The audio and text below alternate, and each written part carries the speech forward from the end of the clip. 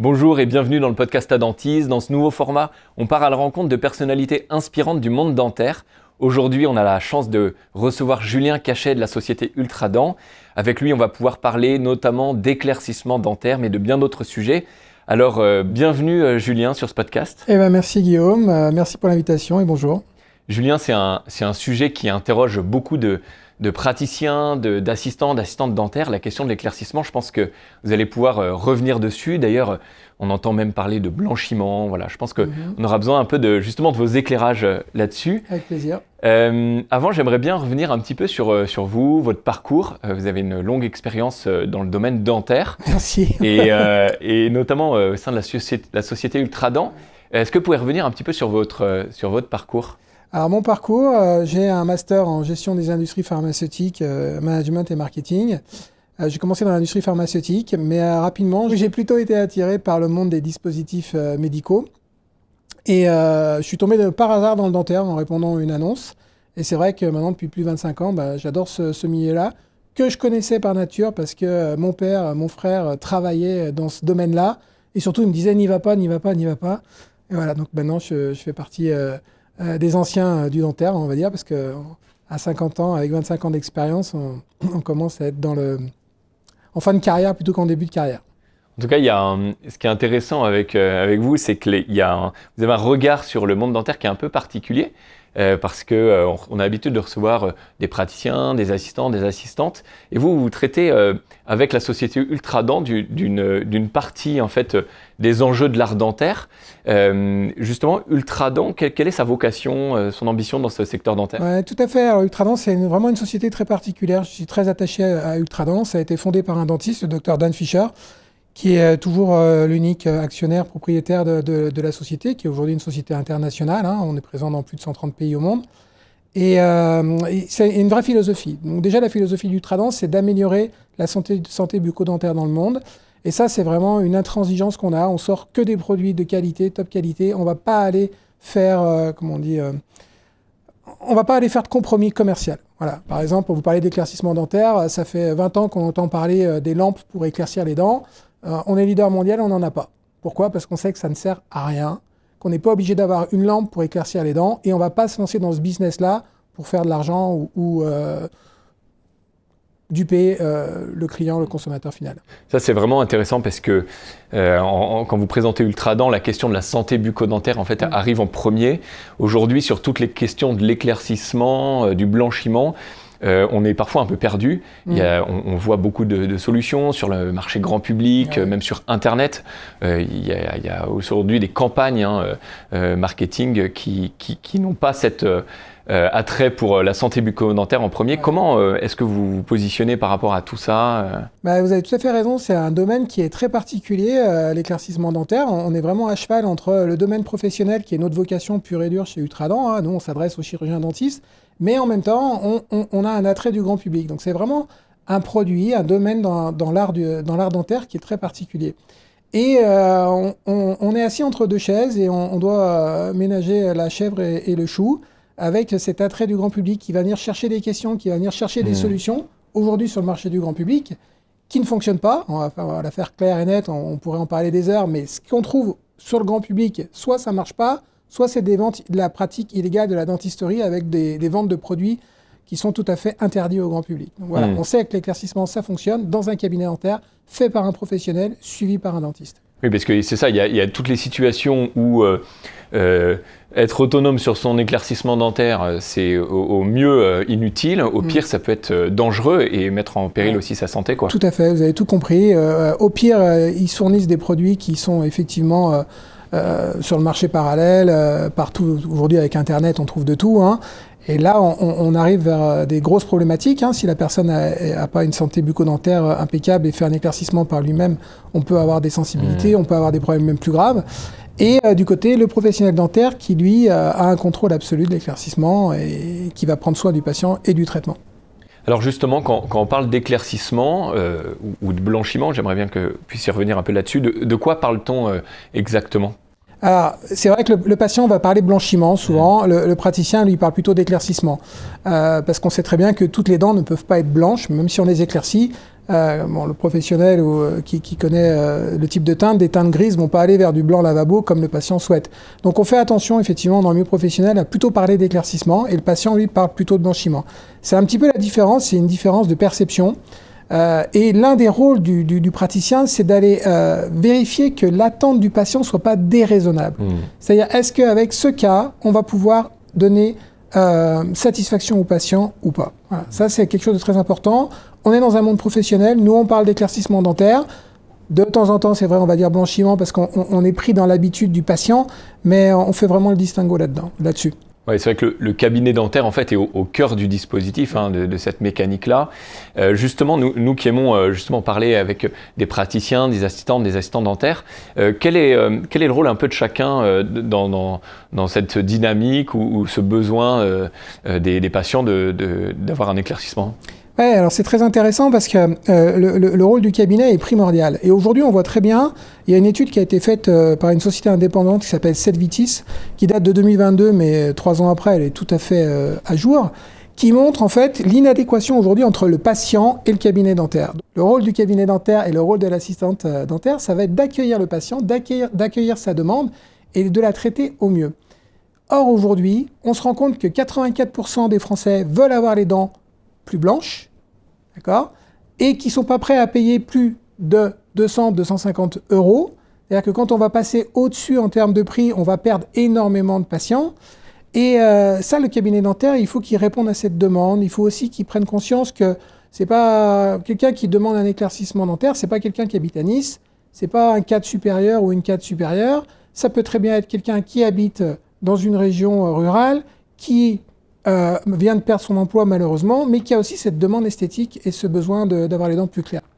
Oui, il y a vraiment, j'ai l'impression, on parle souvent dans ce podcast de la culture dentaire, en fait. J'ai l'impression qu'il y a un petit décalage, en fait, entre un besoin qui est largement exprimé, oui, avec des contraintes aussi qui sont financières aussi. Je pense qu'il faut qu'on se le dise.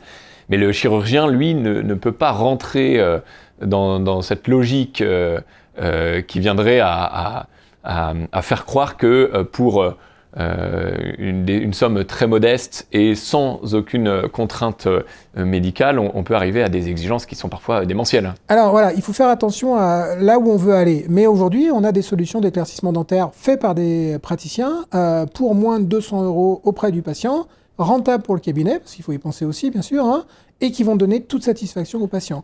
Justement, c'est intéressant, là. Quelles sont les solutions? Qu'est-ce qui existe aujourd'hui en cabinet sur ce sujet? Alors, principalement en France, on fait de l'éclaircissement en ambulatoire, et il y a un petit peu d'éclaircissement au fauteuil qui est fait aussi, sur dents vitales ou sur dents non vitales, par voie interne, on appelle ça. Notamment, on a un produit qui s'appelle l'opalescence endo chez nous, qui est très connu pour ça. Mais disons, le gros du marché, c'est l'ambulatoire.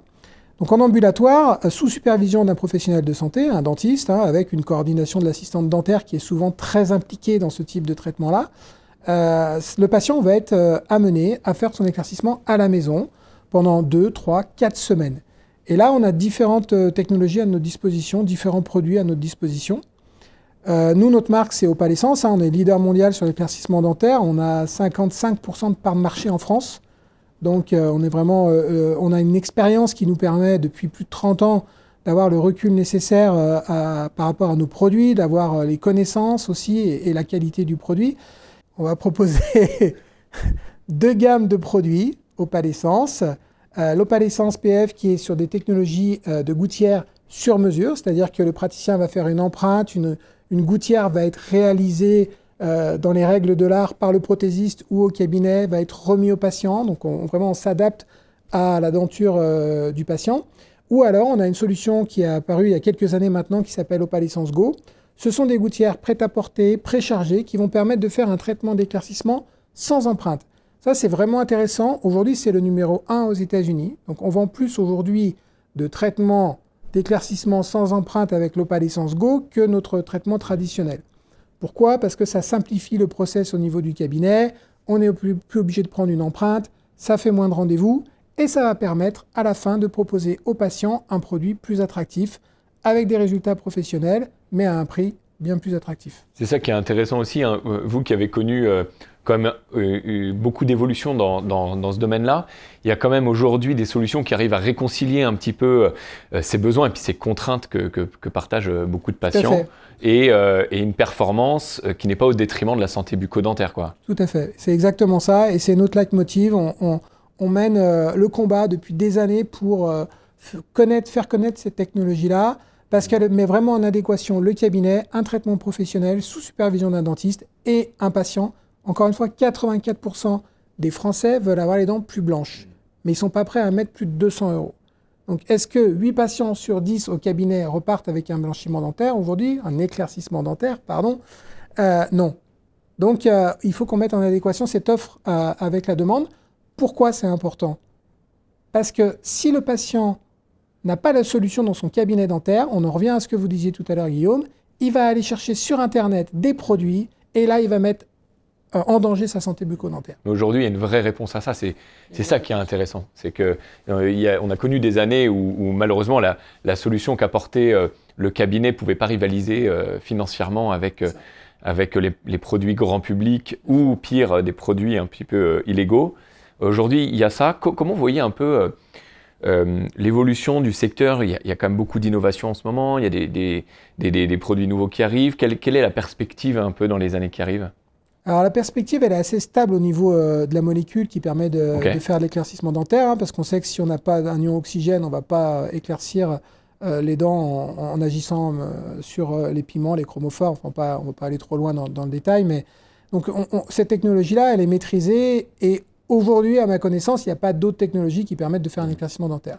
Donc le rôle, il est plus en termes du produit, de comment amener la meilleure solution, le meilleur packaging, la chose la plus confortable pour le patient aussi, assurer la meilleure observance du traitement au meilleur prix. Et puis, il y a le deuxième paramètre qui vraiment monte depuis quelques années en France, qui est déjà très installé aux États-Unis, mais qui monte en France, c'est la communication. La communication du dentiste vers le patient.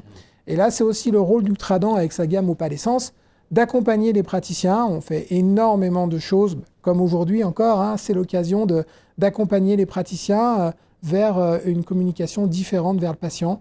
Encore une fois, pour matcher avec ses attentes et éviter qu'il aille se brosser les dents tous les jours avec du citron, comme on entend. Ah, bah moi je vais avoir les dents blanches, je me brosse tous les jours les dents avec du citron, mais c'est une catastrophe. Oui, parce qu'on entend, on entend parler de pas mal de remèdes de grand-mère, des solutions parallèles présentées comme saines. Ce qu'on découvre en s'interrogeant, en découvrant un peu notamment le sujet un peu plus en profondeur, c'est qu'il y a même des solutions dites naturelles ou remèdes de grand-mère qui ou sont inutiles ou sont vraiment néfastes, quoi. Ah mais complètement. Bon, alors le bicarbonate avec le citron, c'est vraiment très néfaste, hein. Donc moi j'ai multiples cas en cabinet dentaire de patients qui sont arrivés et je me brosse les dents avec du bicarbonate et du citron depuis 3 mois. C'est parfait. C'est tout ce qu'il ne faut pas faire entre l'acidité et l'abrasion, l'abrasivité du bicarbonate.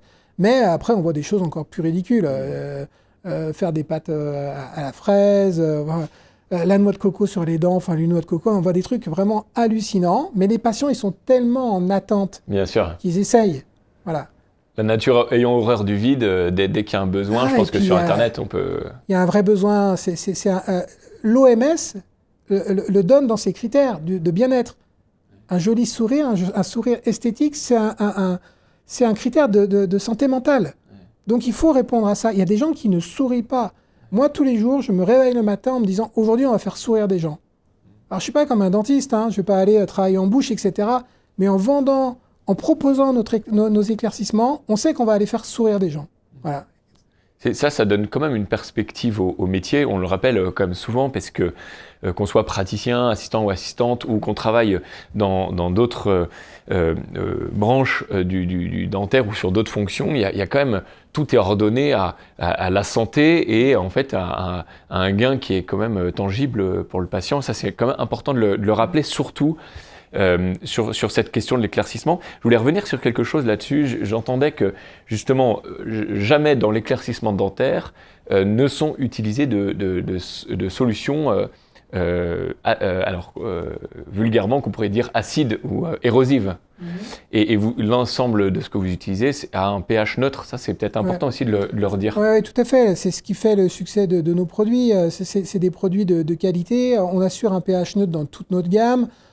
On assure des produits qui contiennent énormément d'eau pour venir hydrater la dent. Donc ça, c'est aussi très important parce qu'une dent hydratée, c'est une dent qui va être moins sensible et on va diminuer les risques de sensibilité qui sont dus à l'agent oxydant qui peut irriter la pulpe. On a un produit qui est très visqueux, qui va permettre de vraiment rester au contact de la bouche. Donc on n'utilise pas de lampe, comme je vous disais au début. On n'a pas besoin d'une lampe pour éclaircir aujourd'hui. Donc pourquoi aller rajouter quelque chose de plus aux patients et un inconfort? Voilà, donc tout ça fait la différence en termes de produits et c'est pour ça qu'on est leader sur ce marché-là. Très bien. Peut-être pour avancer sur la discussion, quand on parle de sensibilisation, d'éducation aussi à ces problématiques-là, on se pose souvent la question avec certains invités, notamment ici, où peut-on agir? Alors, c'est probablement un peu au cabinet dentaire, probablement un peu aussi peut-être à l'école, dès la cellule familiale. Vous avez un regard là-dessus Alors j'ai un regard, alors, avec Ultradent évidemment on essaye, surtout que nous on a une particularité, on est aussi fabricant de dentifrice avec notre gamme Opalescence, et donc on touche le grand public. Vraiment là on a une vente directe au grand public de notre dentifrice, donc on est connu du grand public aussi par rapport à notre dentifrice, c'est un peu une particularité d'Ultradent sur ce marché dentaire. On essaye de porter la bonne parole. Alors on la porte dans les écoles d'assistantes dentaires, puisqu'on intervient aujourd'hui quasiment dans toutes les écoles où on va former les assistantes dentaires en alternance, enfin en contrat de professionnalisation, ou des assistantes dentaires qualifiées en formation continue. Donc ça, c'est vraiment un moyen qu'on a d'aller porter la bonne parole au niveau de l'hygiène bucco-dentaire. On intervient dans les facultés, là où les praticiens se forment depuis déjà plus de 15 ans. On va aller aussi en partenariat avec les facultés aider à former les nouveaux chirurgiens qui arrivent sur le marché. On intervient par le biais aussi des associations dentaires menées par les praticiens en participant aux lectures, aux conférences, à des réunions, des choses comme ça. Et puis il y a un autre domaine d'activité qui est plus propre à moi, mais aussi qui est à Ultradent, parce qu'on est engagé. Moi, je fais partie du Comidan. Le Comidan, c'est le syndicat des industriels dentaires. Je suis président de la commission éthique et membre du comité directeur. Et là, en faisant partie de cette association, le Comidan, ça va nous permettre aussi d'agir à un autre niveau, plus global, à un niveau gouvernemental, avec les associations. On discute avec l'ADF, l'UFSBD, avec le CDF, le Conseil de l'Ordre, etc. Et là, ça va nous permettre d'améliorer la santé bucco-dentaire dans le monde. On en revient à ce que disait Dan Fisher. Améliorer la santé bucco-dentaire dans le monde et en France. Parce que c'est vrai qu'il y a, justement, c'est intéressant que vous parliez du Comidan, il y a aussi une action, on va dire, plus politique, plus législative en tout cas. Il y a tout un cadre qui encadre un peu ces pratiques et qui peut être parfois un peu en amont de la prévention ou d'une certaine sensibilisation. C'est un petit peu là-dessus que vous pouvez notamment agir ou documenter un avis avec le Comidan? Alors, le Comidan intervient, bien sûr, les associations de chirurgiens dentistes sont en première ligne, c'est leur métier, etc. Mais l'industriel a aussi une grosse partie, a beaucoup de choses à dire et à intervenir. Donc oui, on intervient récemment au mois de décembre avec le Comidan. On avait une session au Sénat d'ailleurs qui parlait de prévention et d'hygiène bucco-dentaire. Donc il y a énormément de choses à faire. On sait qu'on est dans un domaine où la prévention doit encore se développer en France. Il y a des nettes améliorations. Pardon. Mais par contre, il y a encore énormément de choses à faire. Pour terminer, si il y a un grand nombre d'assistants et d'assistantes dentaires qui nous regardent, lorsqu'on est confronté à un patient qui exprime ou qui suggère un besoin justement d'éclaircissement, un désir d'éclaircir ses dents, comment réagir? Quel est le premier peut-être dialogue à initier ou à creuser? Alors, c'est une très bonne question. Je vais juste faire un pas en arrière et je vais déjà dire, si le patient n'exprime rien, il faut quand même lui demander. C'est là, déjà pour moi, parce que très peu de patients vont l'exprimer en fait. Ouais. Donc, méthode très simple, dans le questionnaire santé du patient, est-ce que vous êtes satisfait de la couleur de vos dents? Alors, souvent, ils vont vous répondre non. Donc déjà là, On engage la communication. C'est plus facile, vous dites, pour un patient de dire non, je ne suis pas satisfait de la couleur de mes dents, plutôt que de dire, il y a quoi, une forme de pudeur qui n'ose pas dire qu'il souhaite un éclaircissement. Alors, en fait, c'est plutôt le canal de communication. C'est-à-dire que spontanément, le patient ne va pas parler, ne va pas demander au cabinet dentaire si il peut avoir un éclaircissement dentaire. Le frein, c'est peut-être le côté médical et puis le prix surtout. Ou la peur du coût. Il s'imagine, les études montrent, Selvitis encore en 2022, qu'ils arrivent à penser que le dentiste va facturer 2 500 € un éclaircissement. Oui. Donc du coup, ils ne vont pas demander. Les dentistes ont un canal de communication qui est très simple. Quand un nouveau patient arrive, il y a une fiche avec des questions.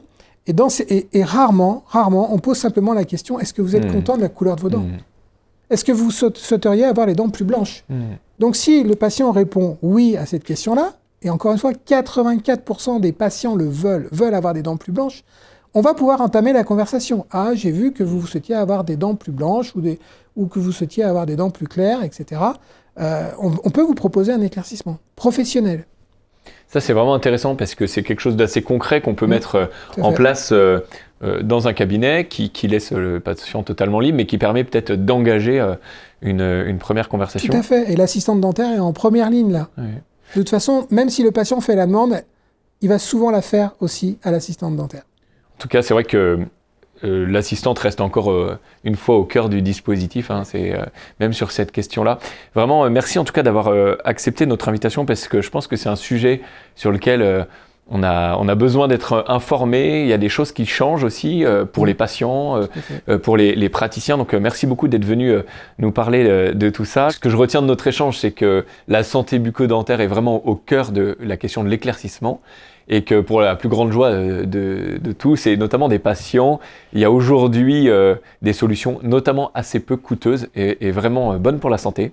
Donc merci d'avoir été là. Je voudrais remercier l'ensemble des auditeurs, ceux qui nous suivent. Je rappelle que sur adentis.fr, vous pouvez retrouver un certain nombre de ressources, des masterclass, des podcasts, mais également d'autres choses qui peuvent vous aider, vous accompagner dans votre travail au quotidien.